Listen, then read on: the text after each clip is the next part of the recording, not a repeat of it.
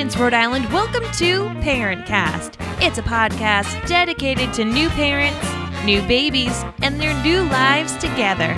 So listen and relax because it's free, it's funny, and it's a lot better than therapy.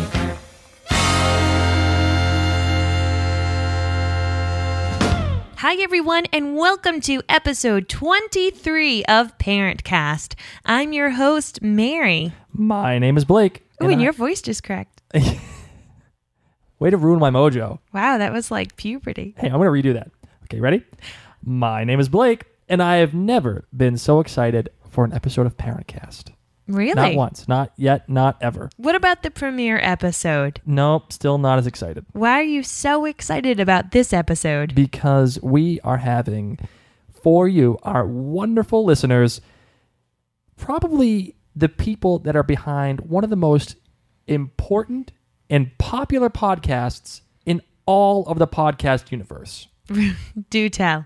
They are Tony and Alisa DiLorenzo, and they have the One Extraordinary Marriage podcast, which talks all about intimacy and marriage and how to get the two back working together.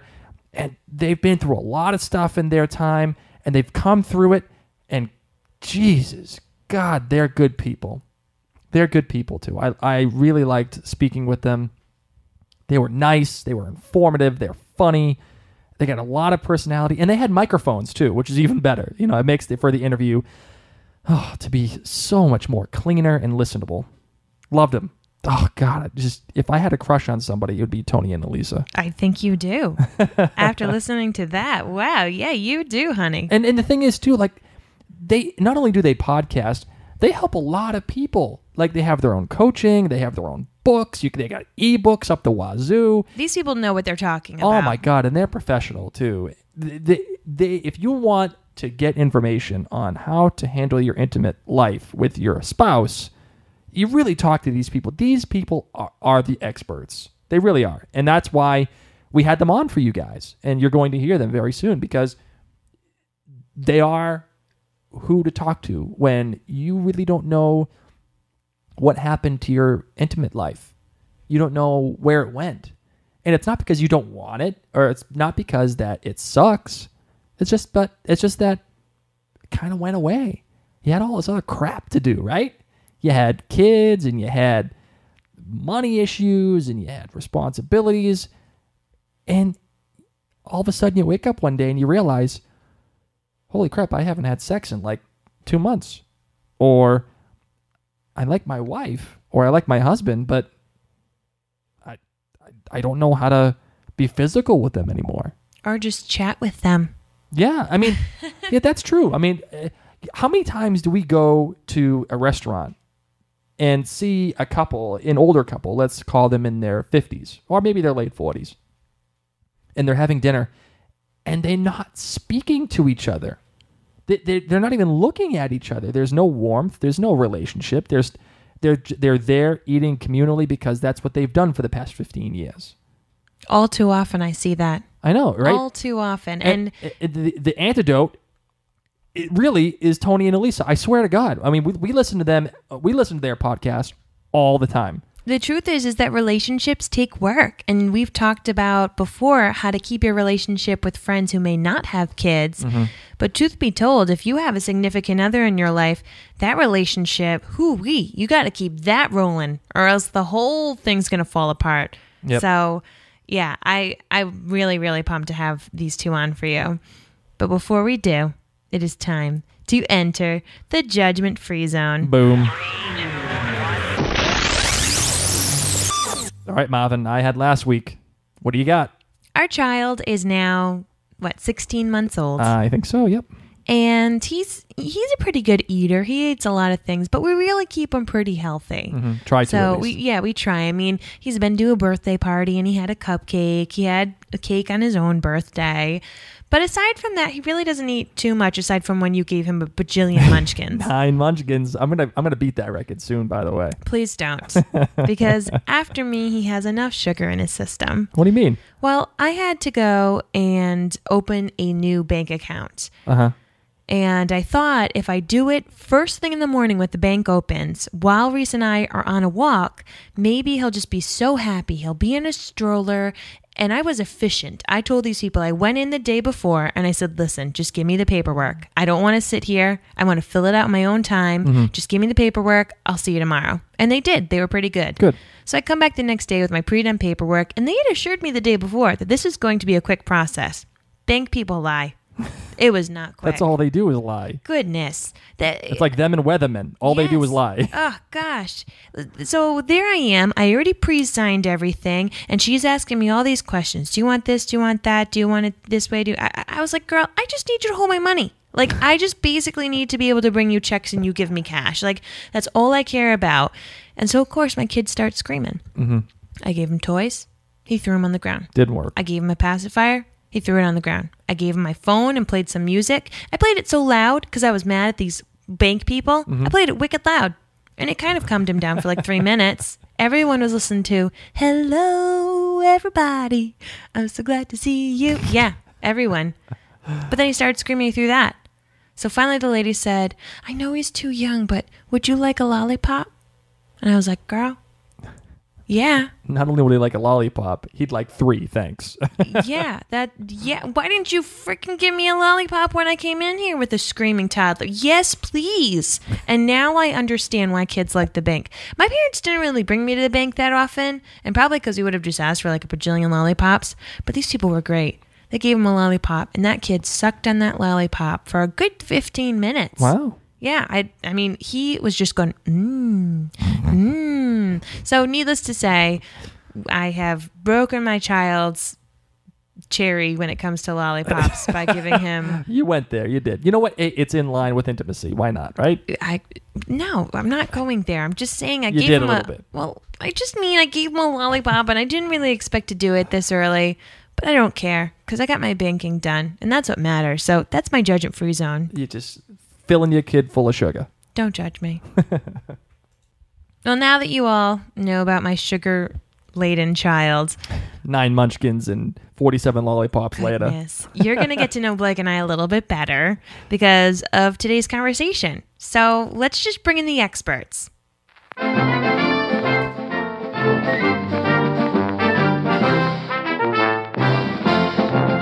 Joining us now is Tony and Alisa DiLorenzo from the One Extraordinary Marriage podcast. We are so excited to have them on because they have dealt with many adversities in their marriage over the years, and they've overcome it all together. As a result, their podcast is one of the most downloaded and listened to shows in all of iTunes, and they are experts in the ways of marriage and intimacy.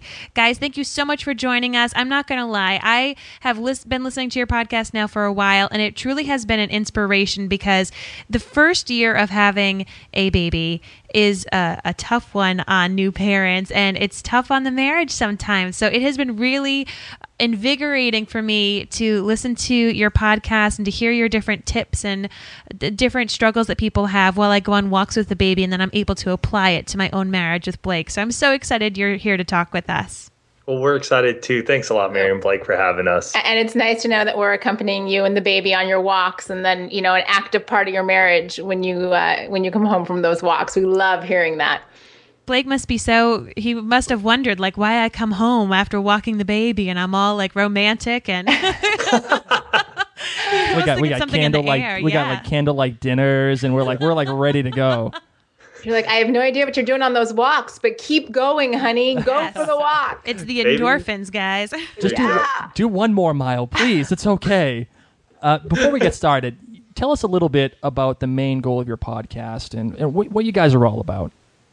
Really, what it comes down to for us, I mean, when we started One Extraordinary Marriage almost 5 years ago now, our whole goal was if we could impact one marriage, if we could change one marriage for the better and just bring hope to someone out there. And we had no idea, 229 episodes ago, that we were literally going to have the opportunity to impact lives around the world. And we do that through the fact that, when people tune into our show, it is Tony and I getting raw and real about A to Z when it comes to marriage. And, not being afraid to take off our masks and say, sometimes marriage is really hard. Mary, you brought up, that first year after the baby, and there are just times when your world is upside down, and yet, you're supposed to still crawl into bed with this guy. You're like, yeah, I know it mattered at some point in time, but like, I can't even see straight right now. And so being able to bring hope to couples in all phases of marriage, that's really what One Extraordinary Marriage is all about. Okay, so we have 3 major topics that we're going to cover today. And you guys, I know you did refer to them as the big 3. Mm-hmm. Tell us what you mean by the big 3, and then we'll get into those major topics. Yeah, so what we have found out over the years of doing the One Extraordinary Marriage show and working with couples and coaching and other areas of their marriage is that there are 3 areas that couples really need to hone in on. And what ends up happening when they do look at these 3 areas, it can impact the different areas of intimacy in their marriage. Because we believe intimacy is more than just sex, which is what people think when we say that. But there's your emotional intimacy, there's your financial intimacy, there's your spiritual intimacy, and then, yes, there's your physical and sexual intimacy. So if couples are intentional in their marriage, now, again, it could be in any one of those intimacies or overall, there are going to be some really cool outcomes that happen because they're being intentional about something. The next is stop the glorification of busy. All too often, we will say to our spouse, I'm busy because I'm looking at my phone. And that means I don't have time for you. So we're big on, let's stop this glorification like, oh, look how busy I am. And I wear it on like, oh, look at me, look at me, look at me. And really, all you're doing is hurting yourself and you're hurting your spouse. And then lastly, it's all about taking action. Because you can be intentional, you can stop that busyness. And yet, if you just sit there and never take action and try to move forward, and it could be a real little baby step, because we've been there. We've taken baby steps and we've taken giant leaps before. But if you don't start moving forward, you're going to be the same place you are now a year from now.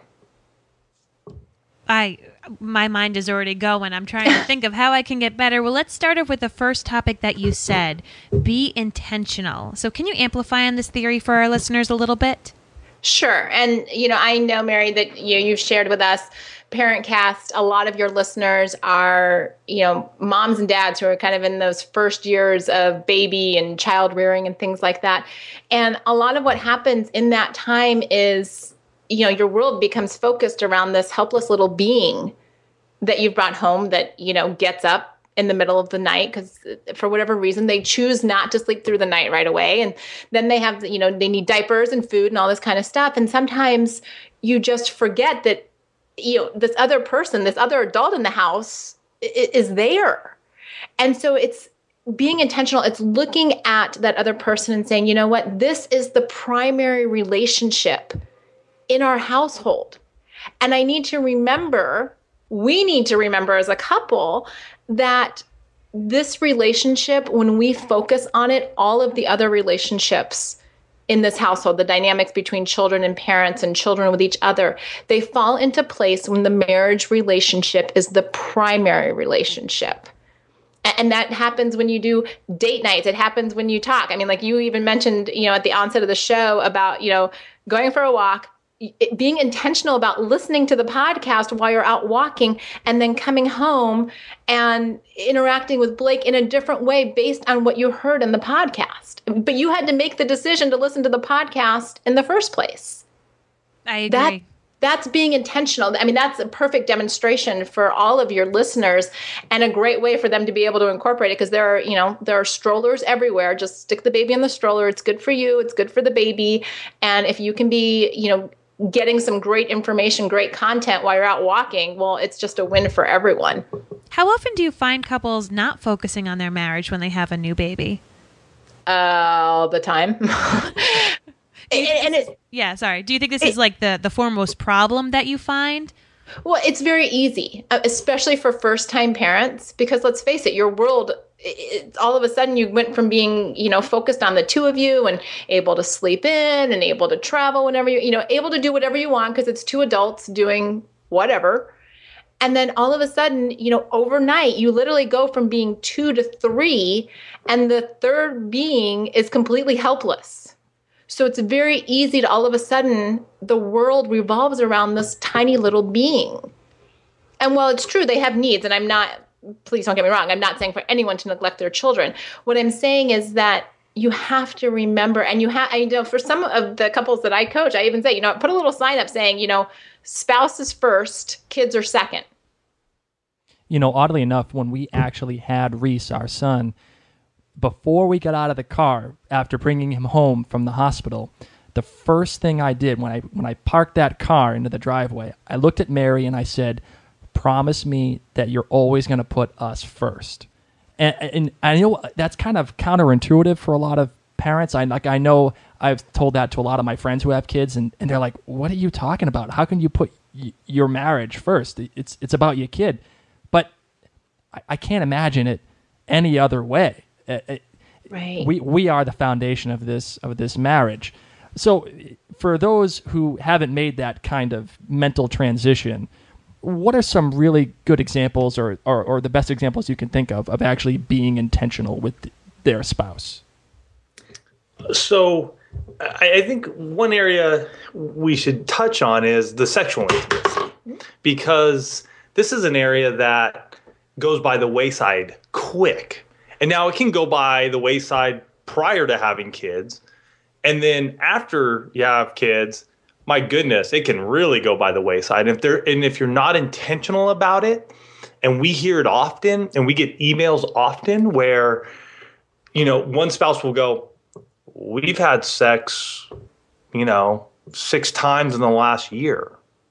Or I can barely get my husband to join me in bed. I think the last time we had sex was last month, And so many of us are looking for this romantic, this amazing, what we like to call a 30-minute sitcom marriage, where within 30 minutes we go through maybe some good times, maybe some little bad times, but we all make up. Unfortunately, we live in the real world, and that doesn't happen. So we need to be intentional about our sexual intimacy. One thing Alisa and I have done now, 4 years, is called what we call the intimacy lifestyle. And many in the One Family, those who are part of the community, have done this as well.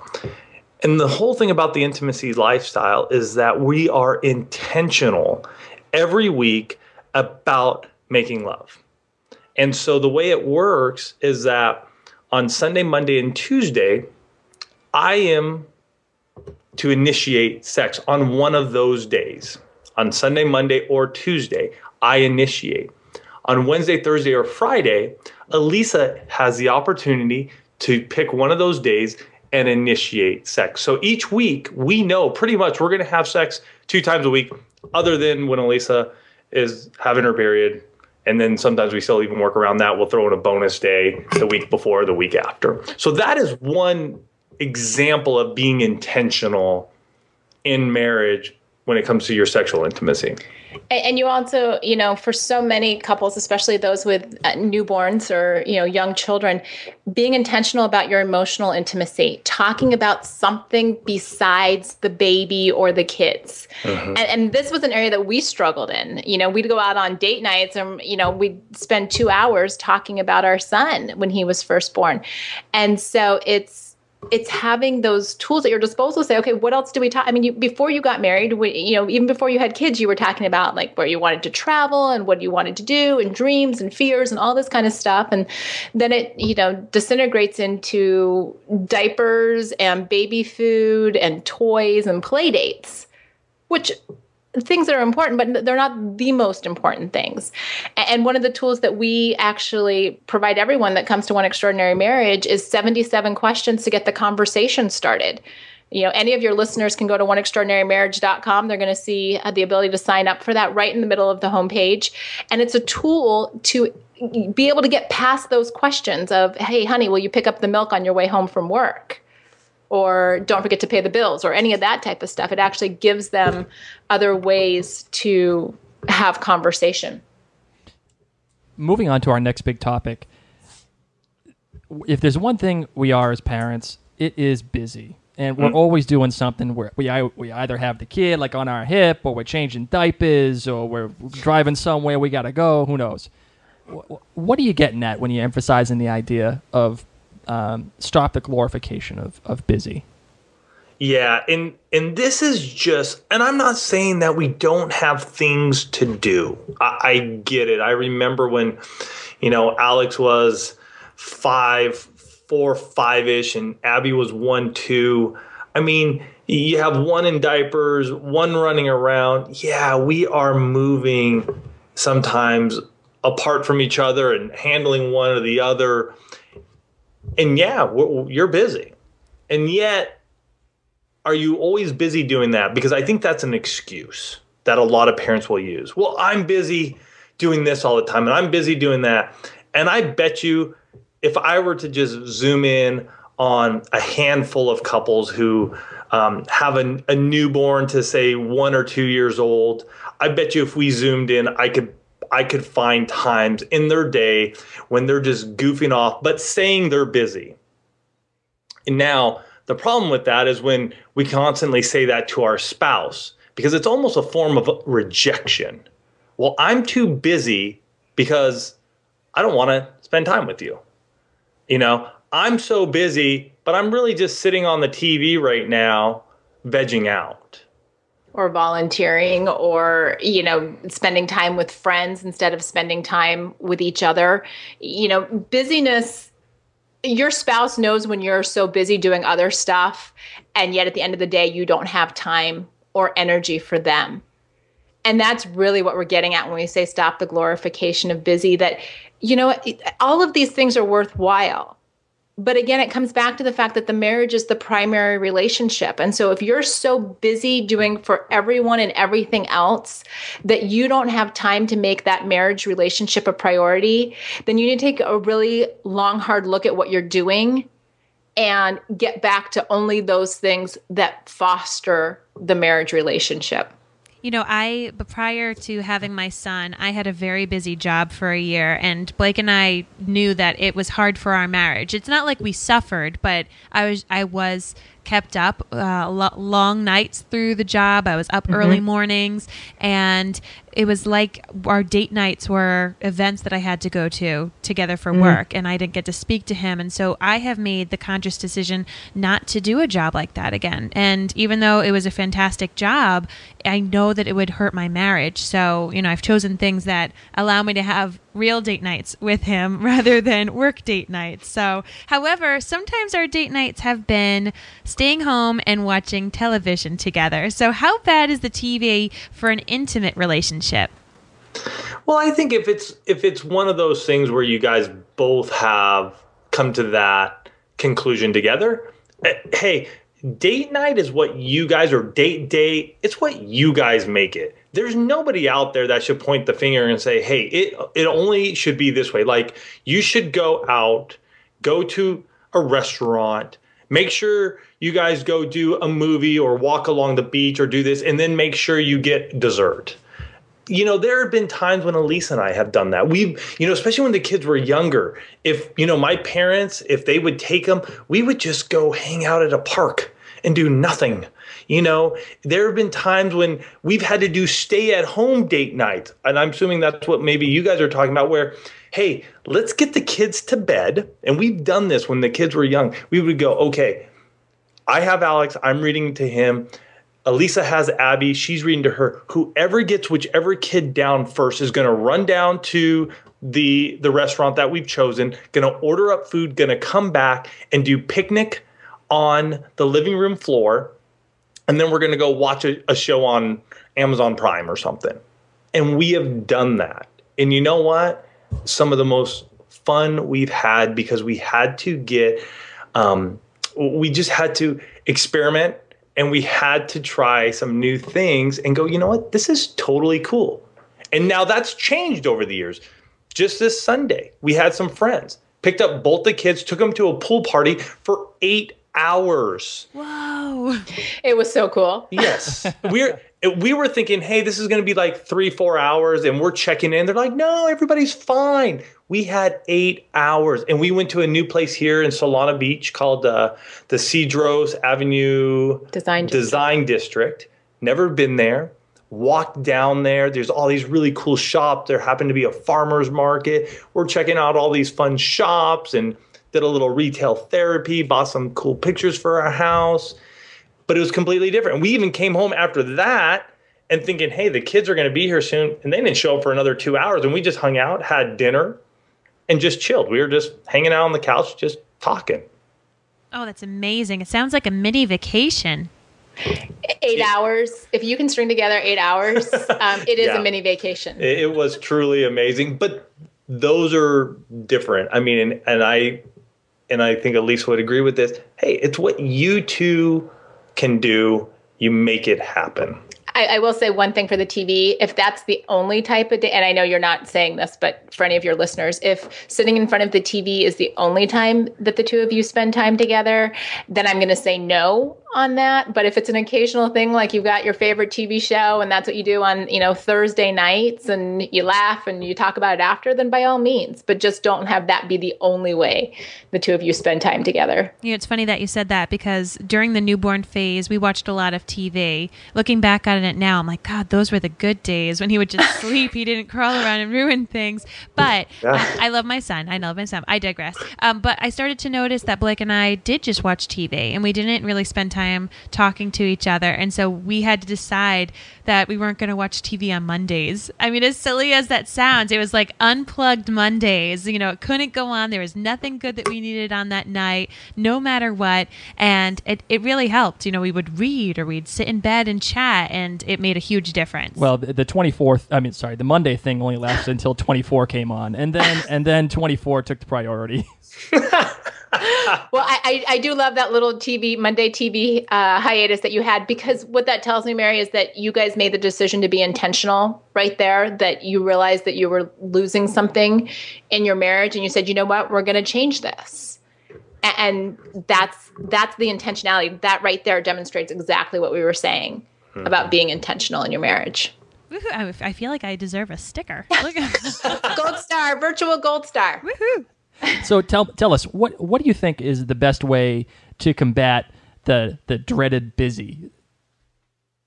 The best way is to, when opportunities present themselves. I mean, parents of young children will, especially once you kind of get past the newborn stage and start getting to the toddler stage, you're going to be inundated with like birthday parties and play dates and lessons up the wazoo, everything from sports to art to music to whatever.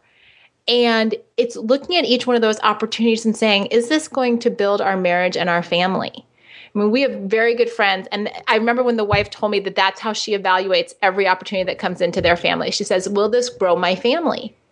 And if the answer is no, if it'll make us feel too frazzled or too busy or whatever, then she turns around and puts a no on whatever that opportunity is. She goes, because nothing is more important than my marriage and my family. And I think if more people took that stand instead of thinking, oh my gosh, well, we just have to say yes to everybody because somebody's feelings might get hurt, or, what if our child misses an opportunity?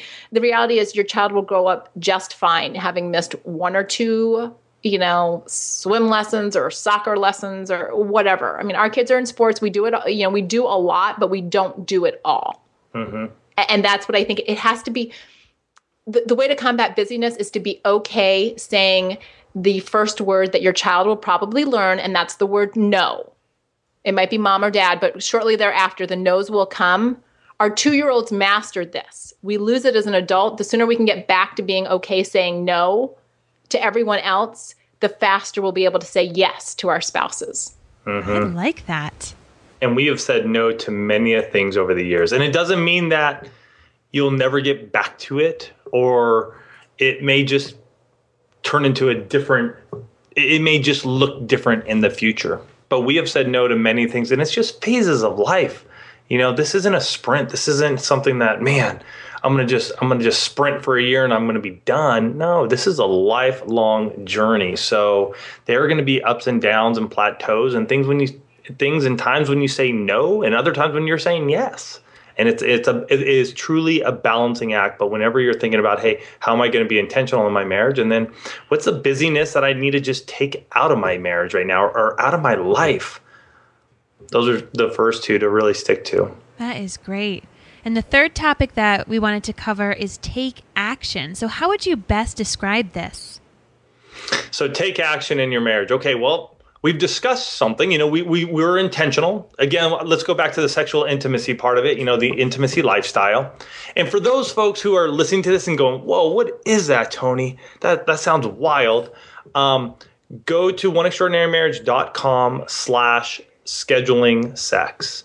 And in that, when you go there, we talk for 30 minutes on the entire intimacy lifestyle and how we put it together, and we sort of dive into it and dissect it. So we've been intentional right now. We've talked about that. We found how we are going to rid ourselves of some busyness so that we can make time for each other sexually, physically, 2 times a week. For some of you, it may only be 1 time a week, whatever that may be. Third, we got to take action, though, because if we've come to an agreement, Alisa and I have come to an agreement, we've talked about the intimacy lifestyle, we found the ways we're gonna make the time to do it by ridding ourselves of the busyness. But if we don't take action, if I don't initiate on one of those days that I have, well, then nothing's going to happen. And if she doesn't initiate, then nothing happens, and we're back at the same place we started.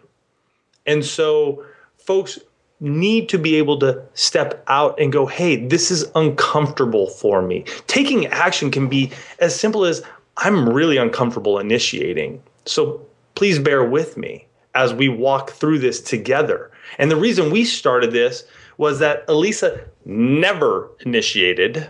That's a word that we rarely ever use. He got birthday and anniversary. Many of your listeners will be able to relate to that. And I had a guess. So it was a way for us together to learn, and for Alisa in particular to take action initiating, and for me to understand how she would and does initiate. Alisa, this is a personal question. So how hard was it for you to get over that and say, okay, I am going to initiate? Oh, it was a huge challenge. I mean, you have to understand, it was probably a good 11, 12 years into our marriage before we implemented the intimacy lifestyle.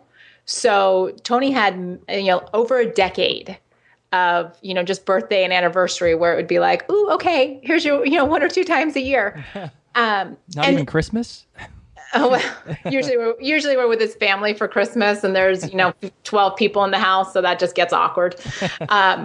But for me, it also became, what does that look like? Because, I think Hollywood and, the New York Times bestsellers, they kind of give us this idea of, ripping off the clothes and rose petals on the bed, or, whatever the movie scene is that we think of. And for many people, and I'm just going to say women, because that's what I can speak to, maybe that's not our personality. So what does that look like for me? I mean, for me now, I'll send Tony a text message during the day saying it's my night, and it can be as simple as that. Like, I'm just letting you know, I'm thinking about it in the middle of the day. I'm going to do something before we go to bed tonight. Or, one of the things I started doing a few months ago was, randomly on my days, I will take a very close-up picture of the pattern on my bra. I take a close-up picture because he knows the patterns, but if anybody else got a hold of his phone, there's nothing, the bra is on my bed. This is not like a selfie, no naked selfies. Too much danger in that. No nip slips. No. And so I'll just send it to him. And the text on the picture will say something like scavenger hunt tonight. And he knows that means he gets to go looking for it. There's just these little things, but I had to figure out what I was comfortable with. And then I had to tell him, because if I didn't tell him, and we tried this for a while where I didn't tell him, and I'm like, why isn't he responding? It's because he didn't know. So when you figured out how you're going to initiate, make sure to tell your spouse they don't have ESP. And so don't let it be a guessing game. Just say, hey, if I send you a text message like this, or if I call you, or if I leave a note in your briefcase, or if I'm laying in bed naked, all of these are indicators that I'm in the mood, and game on. Taking action. Taking action. And it's a learning process. For us, it was the same thing. Alisa would have to say, because her initiating is very subtle. And so I wasn't catching on. And so she would just say, hey, I'm initiating now. I'm like, oh, okay. Tell me how that works so I can understand it the next time. So taking action is key. And Alisa brought up even the emotional intimacy, the 77 questions to get the conversation started. Sure, go to oneextraordinarymarriage.com/connect, pick up 77 questions. It can sit on your computer for a year. But I'll tell you, those 77 questions, couples who pick that up, take action. Say, hey, we're going to just get off of our phones for 15 minutes a night, and we're going to take action. Like, we're going to answer one question each night for 77 days. Those couples who email us, they see change in themselves and in their marriage. They learn something new, and that's what taking action means. And it doesn't have to be massive, but we got to be willing to understand that we grow each and every year. The person I am today is not the kid who married Alisa 17 years ago. I'm a completely different person, and so is Alisa. And what we've done is, by being intentional, subtracting the busyness, and then taking action, is that we've grown together, and we continue to grow, and we continue to learn about each other and ourselves. And that is the recipe for an extraordinary marriage. I love that you guys say that, you've learned and grown together. How do you best communicate with a partner who isn't necessarily on the same wavelength, even if it's something as simple as they're not in the mood, or maybe they don't necessarily, they're just not on the same game plan right now? That becomes part of a process, because as we learned in our own marriage, and just in working with couples around the world, Mary, is that there's no marriage communication 101 course. I mean, you come into this relationship and you go through this courtship phase where everything's, all roses and, fluffy unicorns and, all of this wonderful stuff. And then you say your I do's, and, the bills start to come and the jobs start to come. And then there's that screaming newborn in the house. And communication is easily derailed. And so it's all about having a plan and learning those skills that for most of us, aren't inherent. Mm-hmm. And, in our case, we failed miserably for years, and we couldn't actually find anything that worked for us. And it really became one of those things where we had to create our own system. And we've done that. I mean, that's something that it's actually called He Zigs, She Zags, get your communication on the same path. And it's a tool, a system that couples can use to navigate these challenges, specifically the communication challenges, but they can use it in any area of their marriage to be able to go, oh, okay, we're having one of those disconnects. What do we need to do now? And the program He Zigs, She Zags walks them through 6 steps to be able to foster and build their communication and really provide them with that communication foundation that I would say probably 95% of the people out there probably don't have. Yeah. Yeah. And it's one of those things too. Hey, we all are in different places and at different times. And there was a time for Alisa and I. I mean, we couldn't get on the same page if we tried. And yet we just realized that our marriage was important. And so through help, through going to counselors, going to different places, different people that we sought out, mentors, talking, learning, that's the way we were able to come back together. At one point in time, we were leading small groups for married couples, and we were the least, qualified to do it. But we stepped out there and just, hey, we're here to share that, we're not perfect, and we know you guys aren't perfect, so let's learn together. And that's a big message that we send to a lot of people, that you're not alone. And I think if you think you're alone, that usually is when one or the other doesn't want to move forward, because they feel like, this is just it's just us. And really it's not. We hear from couples so often, and so many of us are struggling with some of the same issues. Guys, the last question I have is the same one I have for every one of our guests. What's the one thing you would like to emphasize to our listeners that you've either covered or have not covered as of yet? What's that one most important thing you could get across to them? and have fun. Have fun in your marriage. I don't know where this came about, but it seems like so many people get married and all of a sudden, I mean, there's so much joy and excitement in the wedding. And then after that, it's like, it's dread. It's like, oh my gosh, I'm married. And it's like, no, this is such an adventure. Look at it as an adventure. Go into it just like you would do anything else and just have fun with each other. Laugh a little bit. Laugh at yourself. We make mistakes. It's okay. I mean, I've had to learn to do that, and I can get type A crazy at times. And it's just, hey, we have meltdowns. We mess up. Ask for forgiveness, give forgiveness. I think the big thing for me is just realize this. It's an adventure that lasts a long time after you say I do. Yeah, the wedding is really the beginning. It's not the end, because so many people focus on getting to the wedding, or even, in the case of a lot of your listeners, getting to the point where they're bringing the baby home. And I love, Blake, that, as you stopped the car, and you mentioned this at the very beginning of the show, that you turned around and looked to Mary and said, promise me, I'll always be first, or that you always put the marriage first.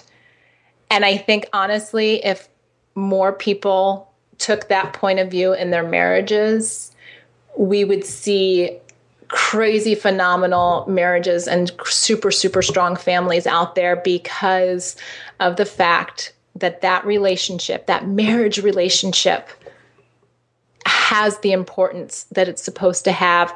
And the focus is on the two of you. Because in reality, in 18 years, if all goes well, those precious little, bundles of joy that are, 7 pounds will be, teenagers heading out of your house to go forge their own lives. And you want to be able to look across the table at this person and say, wow, I'm so excited to get the next 20, 30, 40 years with you, just you and me. But you got to do that by making the marriage the priority. I'm already inspired. I've already told Blake where we're going. Once Rhys is off to college, we're going to Bali, where you get massages for 2 hours for $6. You live like a king and queen. Yes. my not even retirement plan, my kids go off to college plan. Yeah. Well, I think more parents should celebrate their kids going off to college as an opportunity to renew their marriage. We tell our kids all the time, we're like, hey, when you guys are gone, we're out of here. We're selling everything and we're going to live on the beach. Well, where are we going to go when we come back from college? I don't know. You're not coming back here. We love you guys, but it's your mom and I time. we don't love you that much. Trust me. Well, but we want them to have their own lives. Yeah. So and we want them to know, again, that our relationship is the primary relationship. You figure it out.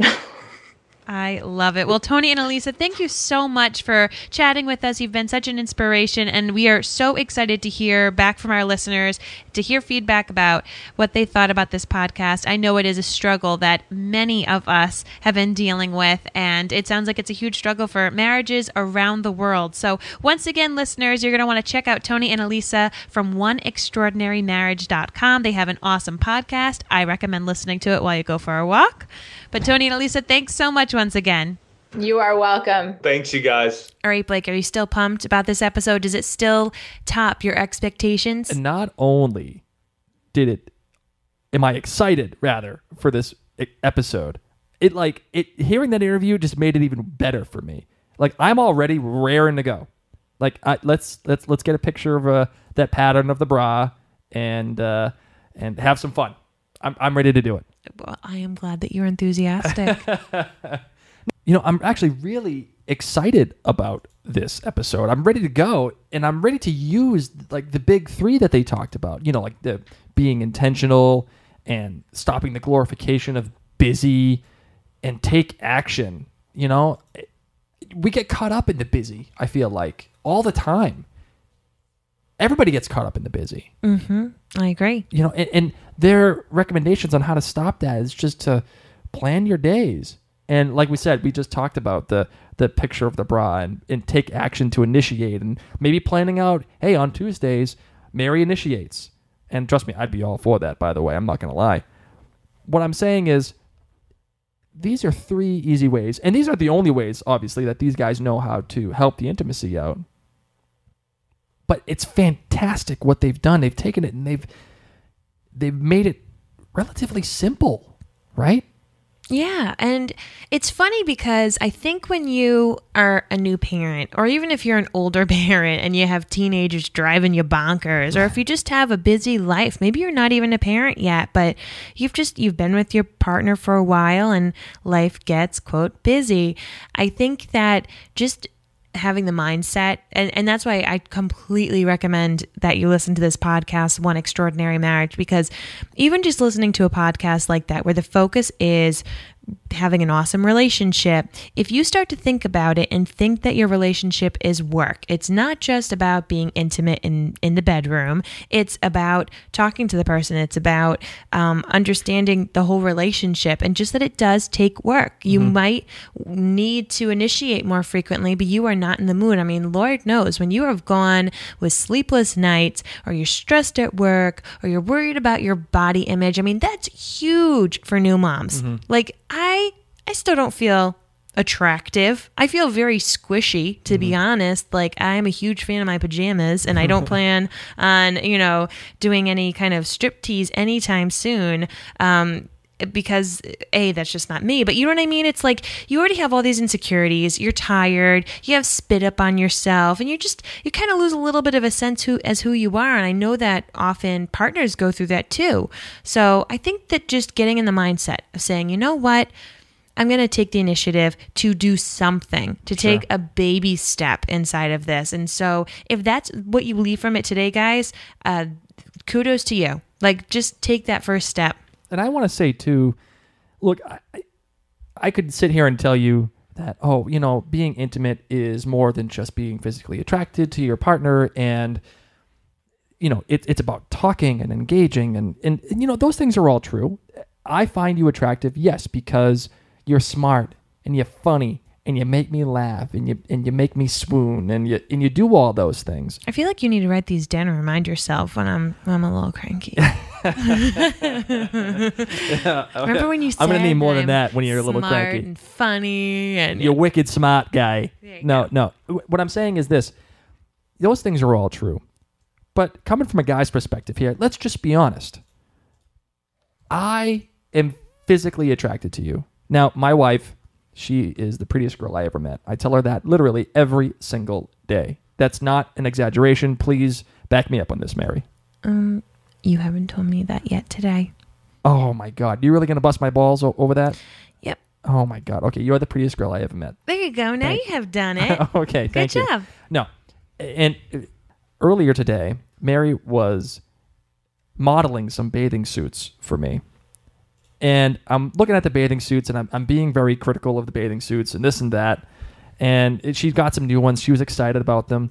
And then I turned around, and I took a step back, and I was like, okay, let's just take measure of what's happening right in front of me here. I have this 6 foot tall, beautiful, tall, dark-haired, beautiful woman right in front of me wearing bathing suits. And I'm sitting here looking at that like it's like a piece of paper. And I took a step back. And I said, this is actually really freaking hot right now.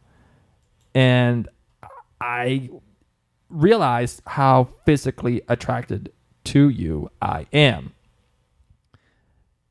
What I mean by all of this is you kind of lose sight of that sometimes. You forget the fact that when you met your wife, you actually thought she was kind of hot and you were attracted to her. And after going to have kids and going to all these different events and seeing the granny panties and the sweatpants and all that stuff, you kind of look at your spouse as though they're a partner. And they're a partner. But you stop looking at them like, I'm going to be a bit careful when I say this. You stop looking at them like they're a sexual object. You stop looking at them like they're smoking hot because you got all that crap going on. And hell, I was right there with you. I totally fell victim to that. And it was rectified today. But that's one of those things you have to be cognizant of, I suppose. I agree. And I think it just goes to being cognizant, taking the initiative, whether it's a compliment or a text message or just something. I'm not saying you have to jump in the sack today. I got you guys. Like, you might need a little prep time. So just decide that you're going to take an action, whatever that may be, and do it. I would say a text message. Mary sent me a very nice text message this afternoon. And, it's not that it was overall like overly sexy or whatever or anything. It was just a little hint of something that was really cool. And I liked it a lot. I got a little flirtatious. It's true. And it played on my imagination, and I liked it. And it set the mood. It gave me that kind of feeling again that when we were, 25. We were young and dating. And 25 and being madly in love with each other. Not that I'm not madly in love with you now, but it's a different kind of love. You know what I mean? You saw me give birth. It changed things a little, didn't it? Little bit. Oh. Little bit. Well, I hope it didn't change your opinion of me too much. No, come on. It should have changed it for the better. Of course it did. Good. Well, we have some great listener feedback from some other new parents or soon to be new parents again. Kate Kloss on Facebook said that she listened to our breastfeeding podcast today since she's going to be starting that up again very soon. Get this, it's been 4 years since she's done it. And she figured she needed a little refresher and found that podcast episode to be so informative, and she learned so much. Having been through it before, she didn't know how helpful it would be, but it was really, really helpful. So she says, thank you. You guys are awesome. And I know exactly where to go if I have any issues. Well, I'm really happy about that, Kate. And the thing is that's it. It's like you think you've done it before and each baby's going to be different. And it is. It's sometimes good for a refresher. And I think that Kathy Morin even shared with us some tips that I didn't even know at all. And I still am breastfeeding. I feel like you're a breastfeeding expert. Yeah, but obviously I'm not. Apparently you're not. I don't have that lactation degree, and that's why you got to listen to ParentCast. That's right. Noli Smith got us on Facebook. She said that she listened to our sleep podcast with Alexis Dubieff from TroublesomeTots.com. She said that not only did she like it, but she hired a sleep sense consultant, and she now recommends them to everyone. An added bonus is having someone sane on your side to help you out while it's all going down.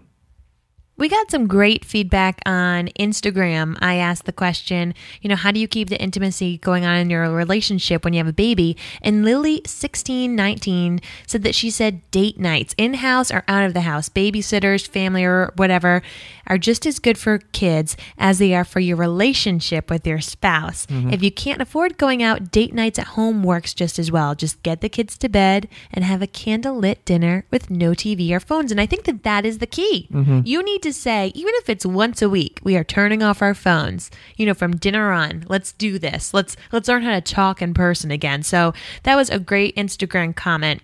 We had some fun on Twitter. Shauna tweets, my baby likes to sleep all day, making me exhausted. And when I get to bed, she doesn't stop kicking and won't sleep, keeping me awake. First semester was hard. I couldn't eat or smell anything without feeling sick. But she's much better now. So Shauna, we feel your pain.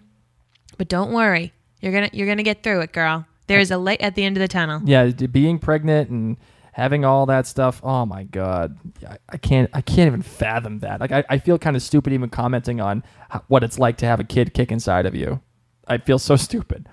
Anne tweeted us that she's in bed at 8:30 on Friday nights, hashtagging it new mom. She says her baby slept from 9 p.m. to, get this, 7:30 a.m. with only 2 nursing breaks, and you are one lucky devil. She says she wouldn't trade it for the world. Good for you, Anne. Doesn't sound like you need any help from Troublesome Tots. Let's hope that this streak keeps going.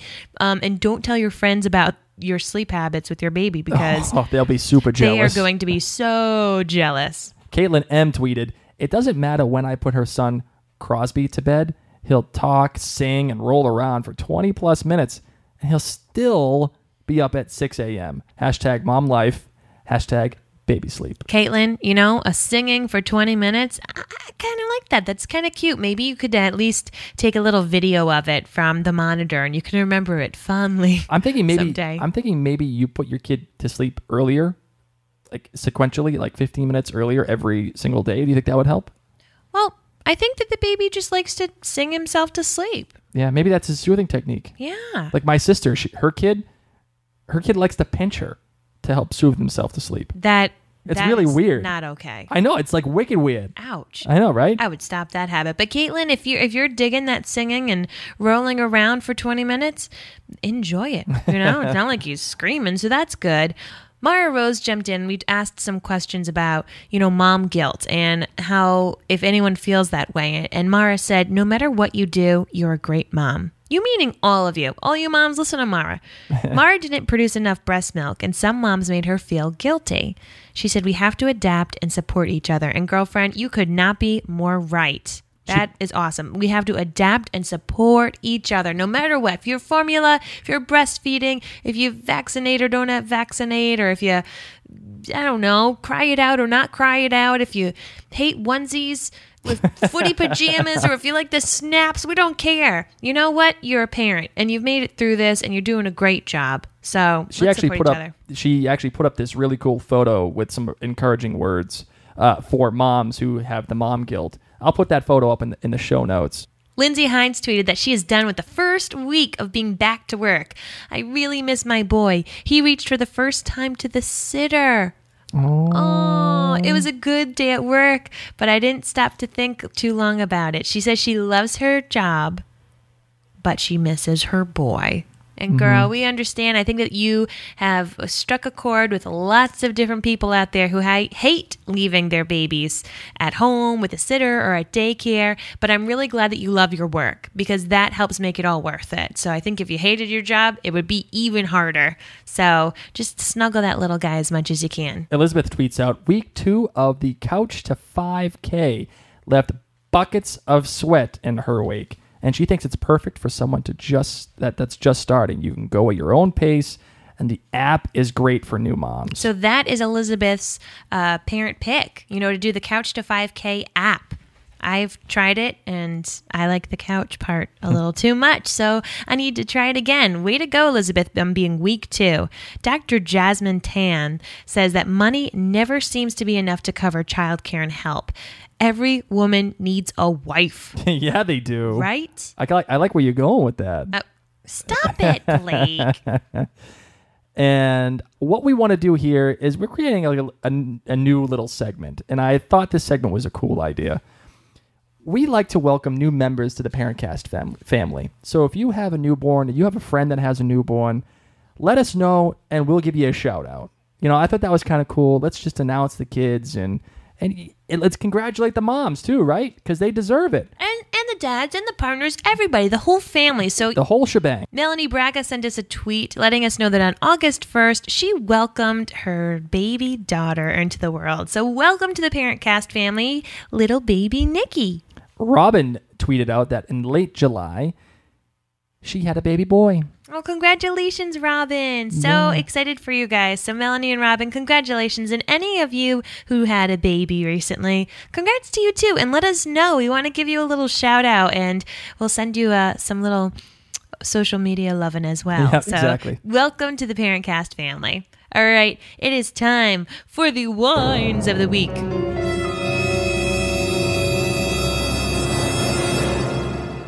What do you got, kid? My kid fell off the couch so badly. So he now is at a climbing stage where he climbs everything. And I saw him climbing on the couch and I said, Rhys, get down. And instead he stood up, proud as could be. He stood like Peter Pan. Remember how Peter Pan would stand when he would mock Captain Hook and do the with a little crow sound. He had Robin both Williams. hands on the stop, rest in peace. He'd have his hands on his hips. So that's what my little kid did. He looked at me defiantly and did that. And I said, Rhys, get down. And instead, he began jumping. So I, of course, dove like I was going to go save a volleyball. And instead, I didn't make it in time. And boyfriend dove off the couch head first and got an egg on his head. It was terrible. How big was it?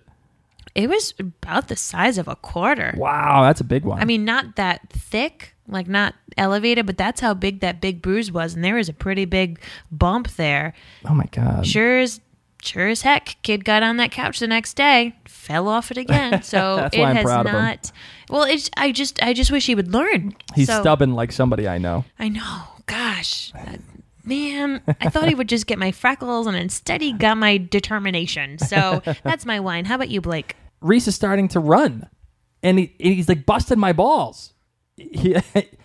Rhys knows to not touch Dad's phone. Don't touch Dad's phone. You're not supposed to touch. You can touch Mom's phone all you want. I don't care. But my phone, don't touch it. So he comes over to me the other day, and he's looking at me, and he's got this mischievous eye, like look in his eye. And what does he do? He sees my phone on the the table, and he goes up and he snatches it like a freaking ninja, right? And he looks at me like, oh my God, he saw me. And he looks at me, and he laughs, and he turns around, and he runs as fast as he can. He was like Indiana Jones when that ball is chasing him. Yeah. You know? Like when he gets the little trophy and he switches it with the bag of sand and he runs out. Yeah, that's exactly how it happened. And it was so freaking funny. And I'm like, I'm going to get you. And he's running, he's laughing and giggling. But like now it's starting to be the fact that he's running away from me. He's busting my balls. So I got to whine about that. Let's talk about the awesome things that went on this week. The wins. What fantastic thing happened for you this week, Blake, that you just want to shout from the mountaintops about? My kid's starting to run. How cool is that, right? He's well on his way to a scholarship now. Yes, he is. He's going to be the next running back or the next center fielder, maybe even a pitcher. I don't know. But he's starting to run. Like, this is like a relatively recent thing. It's like so awkward, and it's like, you know what he reminds me of? He reminds me of Woody in Toy Story. Yes. You know how he's all arms and legs, and it's just like this really awkward running motion? That's what he reminds me of. I like that. And it's so cute. I love that he's starting to run now. Oh, precious. Yeah, how about you? My kid ate a spinach pie. Oh, that was cool, right? Yeah, I mean, you know, we've been giving Rhys a lot of great food, especially since we even started off with baby-led weaning, but I didn't really have a lot of food in the house yesterday. And so I stopped at Whole Foods and I picked up a spinach pie, kind of thinking like, oh, if Rhys doesn't eat it, I'll eat it. That's not really Whole30 approved, but I like spinach. Mm-hmm. Okay? So came home, kid's asking for food. I cut the spinach pie in half, and he sinks his teeth into it. I'm ready for him to spit all of that spinach out. And what did he do? Ate that spinach pie, loved it, was walking around with it. So I'm really pumped because a lot of kids don't like spinach. My kid does. He's going to be the next Popeye. Give me some Dexter lovin'.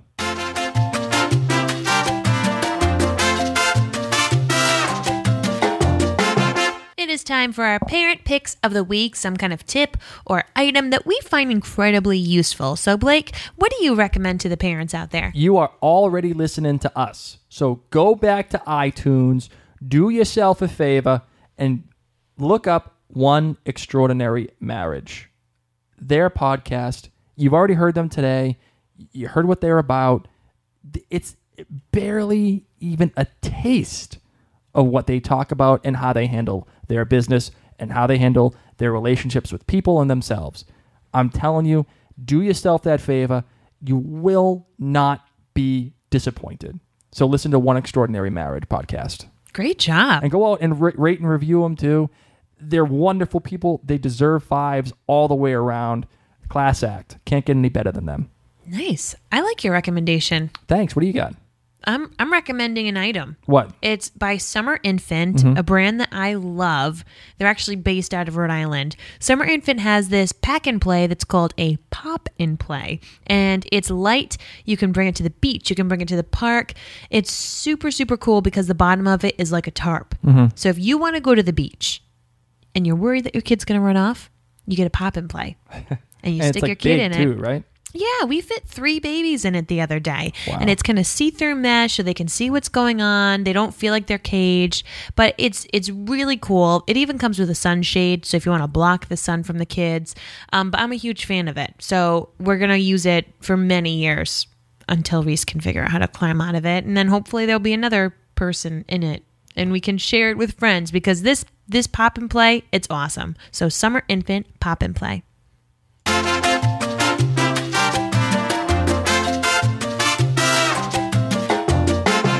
We got a ton of listener feedback this week, and I love hearing from you guys, having all of these different recommendations, hearing your struggles and your successes. We want to hear from you even more. There are different ways you can reach out to us. So you can find us at ParentCastPodcast.com. That is where you can leave some real voicemail where we can hear your lovely voice and you can tell us what's going on. And you can also listen to our episode there if you don't have iTunes. There's just a whole bunch of stuff. And you can see our beautiful artwork pictures and get information about our guests. So ParentCastPodcast.com. Check us out on Facebook at facebook.com/ParentCast. Send us a tweet, 140 characters. You know how that is. Hey.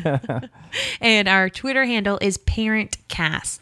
Get us on the email machine at parentcast@gmail.com. And if you are already not a subscriber, if you've listened to a couple of these episodes and you're like, I like these people, please click the subscribe button in iTunes. And then, if you like us still, we would love for you to go rate and review our podcast. It means so much, and it helps other new parents and parents in general, and even friends of parents know what's going on in this modern day 2014 world that we are living in with these youngins. So rate and review us in iTunes. We love you guys so much. We actually want to call out Mother of Pearl. She gave us a 5-star rating, and in her review, she says, I love this podcast. It's funny. It's real, and most importantly, it's honest. Even my husband enjoys listening to it while I'm cooking dinner. Well, boy, hopefully you're listening to this because we love having you. And a lot of women listen to this podcast, which is great. I'm super happy about it. But guys got to get involved too. So I try to make it so that it's not too full of just women stuff. You know what I mean? Women's stuff. Way too much estrogen happening. What do you think we talk about? We need some testosterone in this podcast. There is enough. There is you and Rhys. All right? Thank you so much, Mother of Pearl. Hey, if you want to get in touch with us too, please, we love to hear your voice. You've already heard it multiple times in this podcast. Call the ParentCast hotline. It's 503-454-6730. Hey, and if you can't get enough of us, we got 2 other podcasts. Mary, what are they? Okay, there's a show on HBO called The Leftovers, and it's really freaky, and it's about people just disappearing, including a baby. Oh my God. But anyway, if you watch that show, you're going to want to listen to our podcast. It's called The Living Reminders. Then there's this other show on Stars, and it's called Outlander. It's this fantasy fiction romance, but it takes place in the 1440s in Scotland. No, it's the 18th century. Oh gosh. 1700s. I don't do math. Anyway, it's really long time ago with handsome guys in kilts, but it's really historical, and so I think a lot of different people are going to like it. This is a new big hit show, just started last week, and our podcast for that show is called Outlander Cast. So you listen to ParentCast, then you can listen to Outlander Cast. It's like Twilight, but Scottish and for adults. And cooler. Yeah, way cooler. Without Kristen Stewart. She was so cranky. I know, and without super shiny vampires, it's dirty Scotsmen. Oh my gosh, I love it. Honestly, guys, do yourself a favor, watch Outlander. Talk about reigniting the intimacy. Hey, yeah, you know what? Yes, that is our parent pick. Watch yourself some Outlander, and I would even go so far as to get yourself the audiobook of Outlander, because if you need some intimacy in your life, listen to that audiobook. All right? Guys, girls, I don't care. You will get inspired by what happens in Scotland. I'll tell you what. Hey, stop. All right, let's close it out. What do we have on tap next week, Blake? For episode 24, we have a podcast dedicated to new moms and that they're going to be okay. It's going to be fine. So all the crap that new moms worry about, trust me, it's going to be all right. I swear.